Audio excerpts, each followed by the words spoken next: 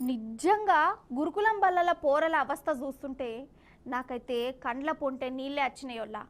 ఇప్పటికి కూడా మనసంతా ఎట్లెట్లనో ఉన్నది. ఏందిది అసలు?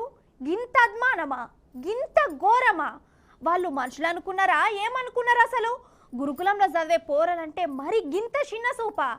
అసలు ఇదివరకు గురుకులం బల్లల సీట్ అంటే పెద్ద పెద్ద లైన్లు కట్టేది, కానీ ఇప్పుడు ఈ గురుకులనే పోతం చేసే పని పెట్టుకున్నది అనిపిస్తుంది సర్కారు. అక జూరాదురి పిల్లలు ఎంత తండ్లాడుతురో. మొన్నోసారి రేవంత్ సారు ఒక మాట అన్నాడు, మీకు యాదికొండే ఉంటది. అసలు ఈ గురుకాలు అవసరమా? పోరల అమ్మ నాయనలకు దూరం అవుతురు కదా, హాస్టల్ల నుండి చదువుడు అంటే నాకే మంచిగా అనిపిస్తలేదు అనుకుంటా ఏవో రాగాలు దిశే కదా. అగో సార్ అన్న మాట తీర్లనే గురుకులాలను పొతం పెడుతుండ అనిపిస్తుంది.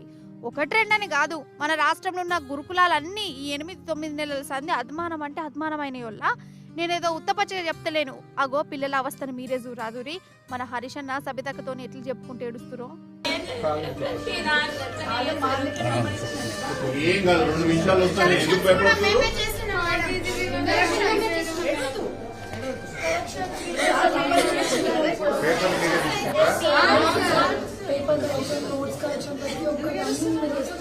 ఏం ఏడవద్దు, మీరు ధైర్యంగా ఉండాలి. ఇంత ధైర్యం కొట్లాడి ఎట్లా ఏడుస్తే ఇప్పుడు 2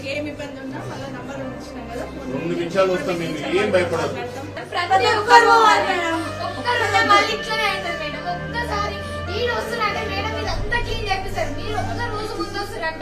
ఈ రోజు మాతో ఊడిపించి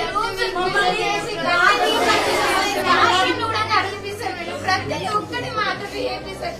ఒక్కటి వాళ్ళు చేసినట్టు ఒక్కటి కూడా లేదు మేడం. ప్రతి ఒక్కటి మాతో చేపిస్తారు. ఎట్లా పడితే అట్లా తిడుతుంది, కొడుతుంది. చూసిరా, వాళ్ళ బాధలు ఏంటుంటే దగ్గరున్న సబితక్క కూడా కండ్ల పొంట నీళ్లు పెట్టుకున్నది. ఇట్లా చూస్తుంటే నాకు కూడా గట్లనే అనిపించింది. ఇక్కడనే కాదు, అంతటా గిదే కథ. దినాం గురుకులం పిల్లలు రోడ్ల మీద కత్తనే ఉన్నారు. మా అన్నంలో పురుగులు అత్తున్నాయి, కూరల బల్లులు తిరుగుతున్నాయి, క్లాస్ రూమ్లకు పాములు అత్తున్నాయి, వంట రూమ్లన్నీ కంపు కంపు అవుతున్నాయి, కరెంట్ ఉంటలేదు, సార్లు ఉంటలేరు, అండేటోళ్ళు కనబడతలేరు. ఇట్లా సవాలచ్చ తక్లీఫులు చెప్తూనే ఉన్నారు. ఎవ్వరు వినకుంటే రోడ్ల మీదకి వచ్చి ధర్నాలు కూడా చేసిరు. అసలైతే కొందరు పిల్లలు పాములు గరిచి కూడా చచ్చిపోయిర్రు. ఇంకో జాగల తినే తిండి ఎటమటమై పానాలు కూడా పోయినాయి. ఇన్ని జరుగుతున్నా అయినా చెవుల శంఖ ఊదినట్టే అవుతుందోల్లా. పిల్లలను పట్టించుకునేటోళ్ళే లేరు. ఎంత ఘోరములా ఇది. అసలు వీళ్ళ వయసేంది, వీళ్ళు పడుతున్న ఈ తక్లీఫులేంది? మంచి చదువులు ఉంటాయని గురుకులాలకు వస్తే గింత నరకం చూపిస్తారా అసలు? అంటే చిన్నపిల్లలకు ఓటు హక్కు లేదనా ఏంది గింత గోసపుచ్చుకుంటారు? కథక్కున వడెత్తు.